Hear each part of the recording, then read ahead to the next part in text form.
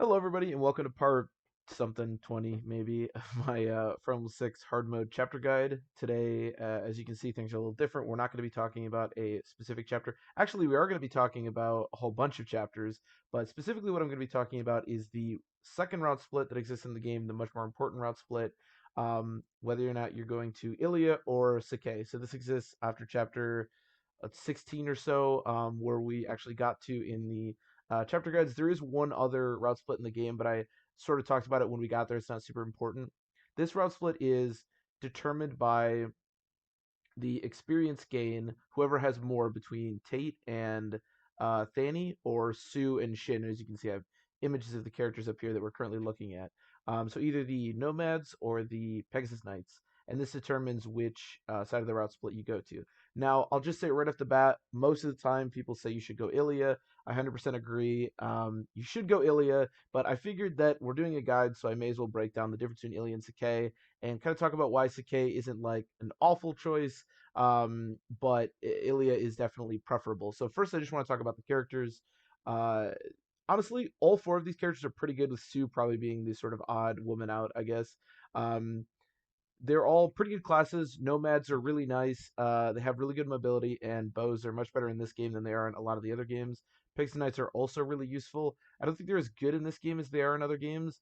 And from 8, for example, a character like Vanessa, who has very similar stats to Thea and Thani, can absolutely dominate because it just doesn't take that high of stats in that game to do really well. So I don't think they're as good as they are in other games, but they still offer really nice mobility and utility.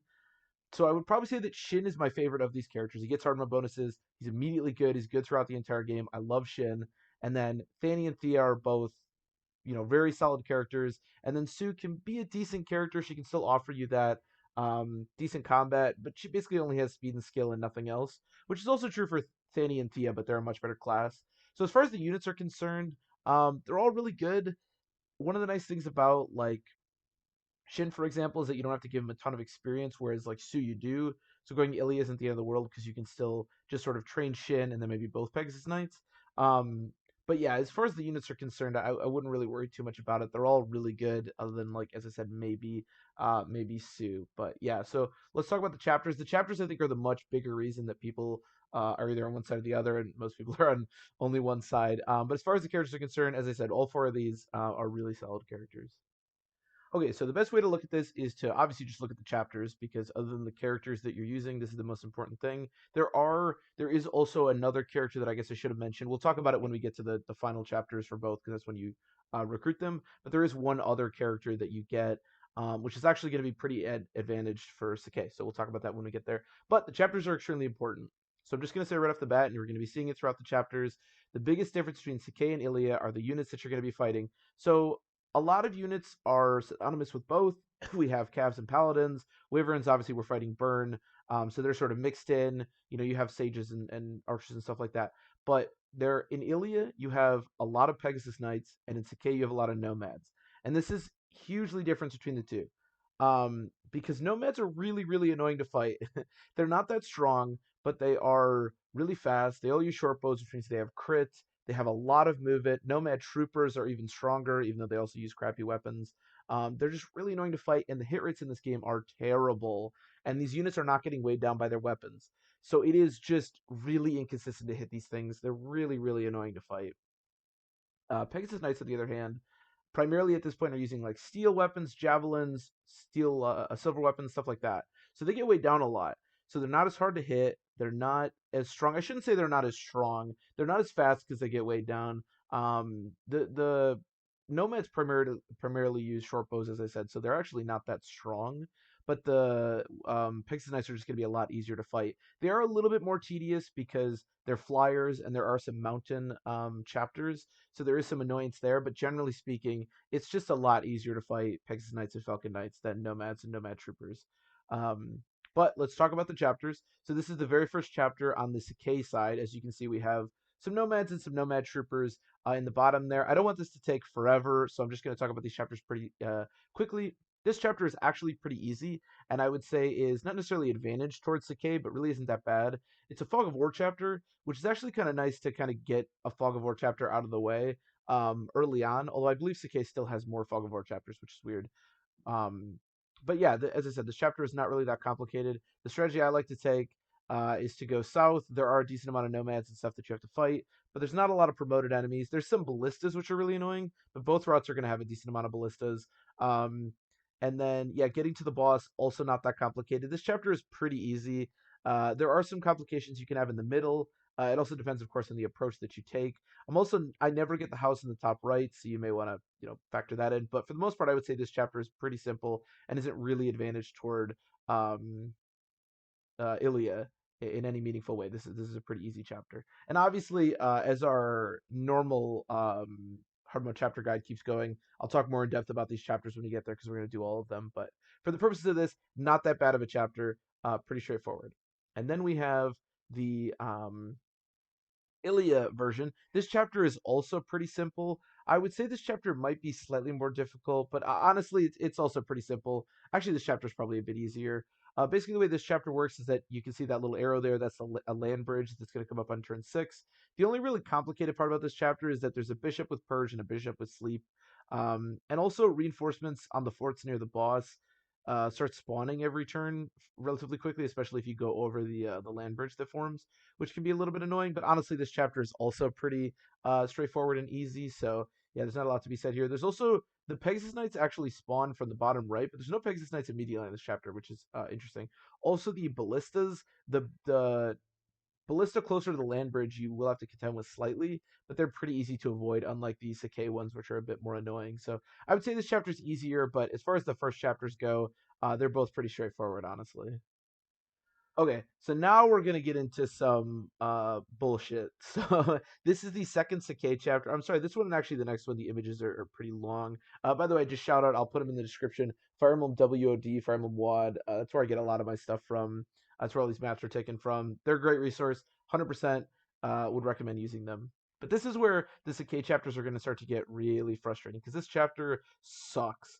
So as you can see, there's a lot of units immediately on this chapter, and you're forced in these little choke points over the bridges from where you spawn.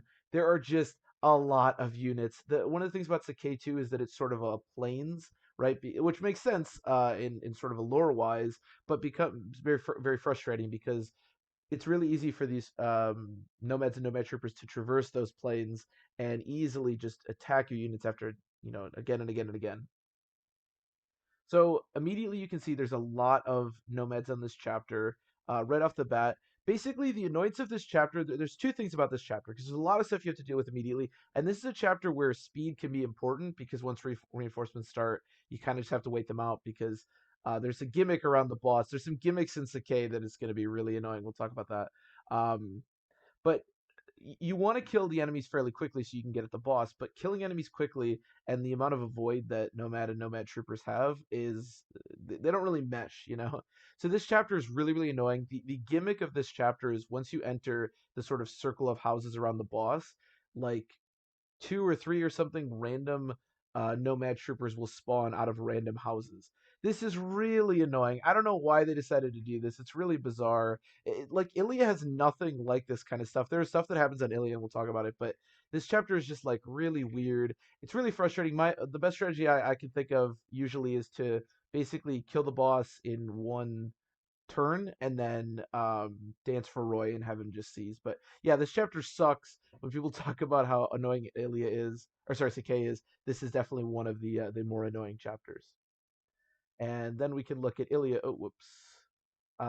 Sorry, this one's very vertical, so I hope you can see at least relatively what's going on here. But this chapter also looks like a pain, and it kind of is. Um, there are a lot of flying enemies, but most of this ground, there's just not a lot to sort of contend with, right? Like there are batches of these Pegasus Knights, but again, these Pegasus Knights are a lot easier to deal with.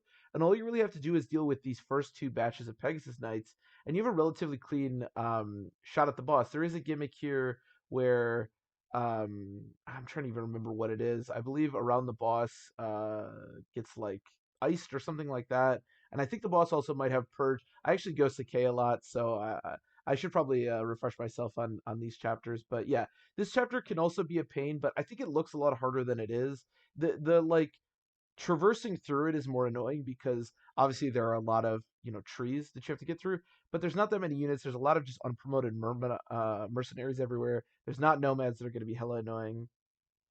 So yeah, this chapter is also fairly tedious. There's some status stabs as well and a ballista, obviously, but definitely a lot easier than the Sacae chapter. It doesn't have that really annoying gimmick. All right, on to the third chapter. This is the Sacae one. So this chapter is interesting. It's not really that bad. The thing about this chapter is that there's a lot of stuff, especially in the middle. There's a few different ways to approach this. You can go through the middle gate, or you can go through either side. But no matter where you go, there's just a lot of stuff like in the walls that's going to come just straight out at you, which can make this really tedious. There's also multiple status stabs in the middle, which is going to slow you down because you're probably going to want to wait that out or restore it or something. Obviously, there's some units outside of the walls. The reinforcements here aren't too bad. The bottom left is some nomads, and then there's some wyverns that are going to keep coming from the right. There are myrmidons that actually spawn in the town. That's what you're looking at there, which are actually pretty annoying. Myrmidons are just really fast. It can be really annoying. This is the thing. I actually didn't mention this at the top, but another thing along with the nomads that Sacae is known for is myrmidons, which are also really annoying to deal with because they're really fast. There's multiple swordmasters. I believe one even has a killing edge. Again, this chapter is just kind of long and tedious. It's not really that bad, but there is a lot to deal with. And it is definitely harder than its Ilia counterpart. The boss I also want to mention here, his name's Gel. He is a swordmaster. Not very many swordmaster bosses in Fire Emblem. Um, this boss I think gets a rap of being really insane. I don't actually think he's that bad. Basically, the way this boss goes to me is, do you have a good sage?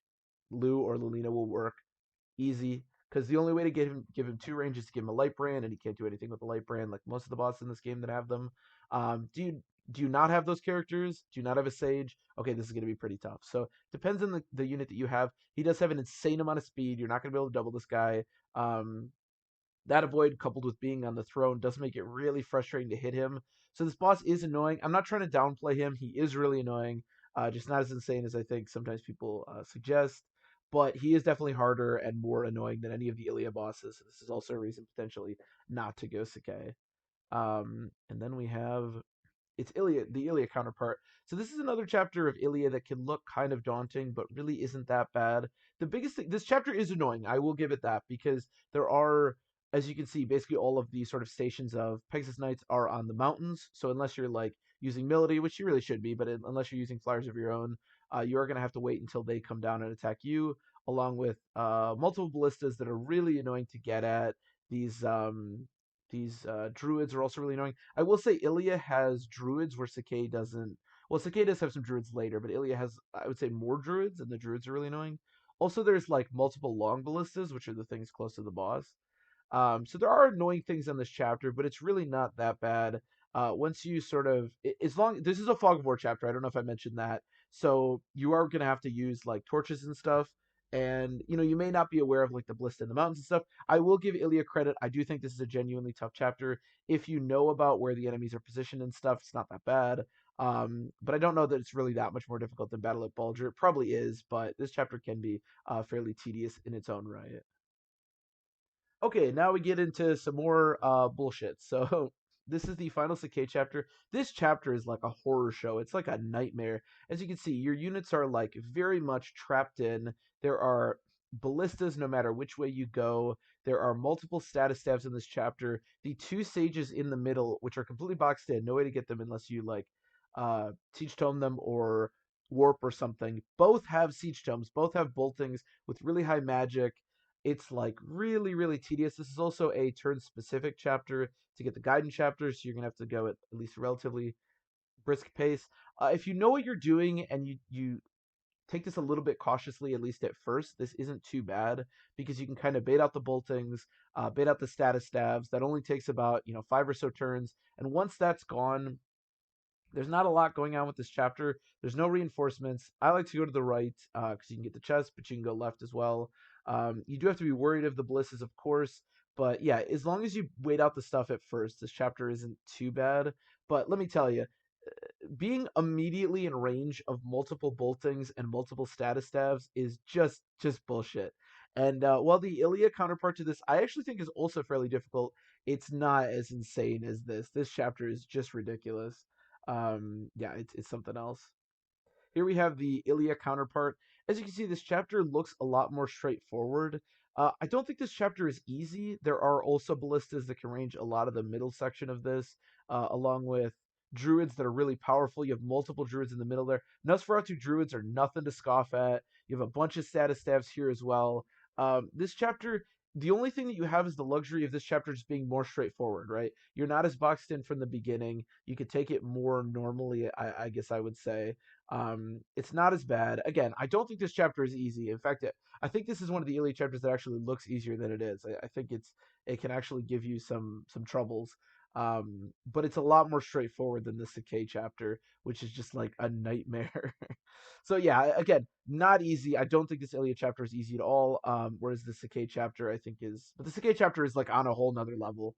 And as you can see, there is an arrow pointing at Juno on this chapter. The counterpart to Juno is Dion, which you get on the Sacae route. So next we're going to talk about them. Okay, so here we have the two different units that can be recruited. It's kind of funny that Dion's like image is this big grandiose thing, and Juno's is just her with a sword. I don't know why she's never Pegasus Knight, but it is actually a sign of things to come because one of these units is a lot better than the other one. This is the one category where I would say that Sacae has a big advantage over Ilia. Obviously, the fact that Juno is a Falcon Knight does give you some utility with the ability to like rescue drop and stuff like that. But for the most part, her stats are just really weak. She can't really do anything in terms of combat. She's not a terrible unit, but also not a very good one. Diane, on the other hand, actually has really solid stats. I mentioned that bows are really good, and we're definitely getting to the point in the game. In fact, basically the entire rest of the game, barring a few chapters, bows and the ability to have really high mobility is just amazing. And Diane can immediately use really strong bows and start destroying wyverns, which is going to be really useful, especially for like, let's say, the Murdoch chapter. So in terms of the unit that you recruit at the end of the chapters, Sacae and Ilia, Diane definitely much better than Juno in my opinion, and that is one reason I guess to go Sacae.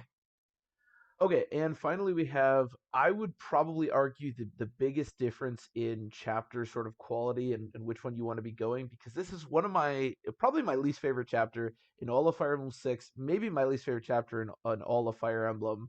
Probably not. There's no green needs to suicide and game over, but this chapter absolutely sucks. Um, the positioning of your starting units is just awful. There's a horrible gimmick that just grinds this chapter to a halt. I absolutely hate this chapter. So right off the bat, your characters are split into three different armies. Honestly, I would probably recommend just not bringing four characters because the people in the bottom right are just super shafted. They're going to be in the range of a Silence Druid and a Berserk Druid, along with the Wyverns they have to fight, which is just a lot to contend with. It's a horrible position for your units. Obviously, we'll talk more about the strategy when we get here with the actual guide. But yeah, just really annoying. I don't know why they split your units this much. I think the idea is it's sort of supposed to go into the gimmick. The gimmick of this chapter is because you can see there are a million bosses and a million things to seize. Only one of these is the correct thing, and the little red symbols that you see around the bosses are. If you seize the wrong one, a bunch of enemies will pop out. So you have to go around and individually seize these. There's no way to know which one is the correct one. It's like so annoying. But then, and again, I think the idea that they of them splitting your army is that you can seize at the same time, but you have to contend with 5 units to pop out if you do the wrong one. So you really need your army together, and bringing less units just means dealing with that is really annoying. This is really tedious for so many reasons. Number one, you have to kill the bosses individually and seize individually. But again, we have 6 units or five, sorry, 5 units that are going to pop out when you get it wrong, which means that you need everyone together all the time. You can't go do multiple things because you need to be dealing with those units because they'll probably just kill Roy or you're like your healer or something.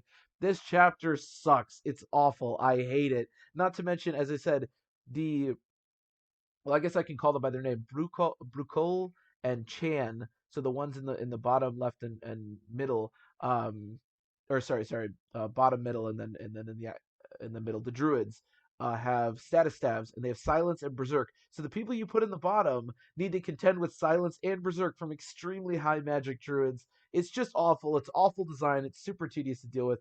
I think it's pretty obvious. I hate this chapter. My least favorite chapter in the game. And yeah, I dread doing it.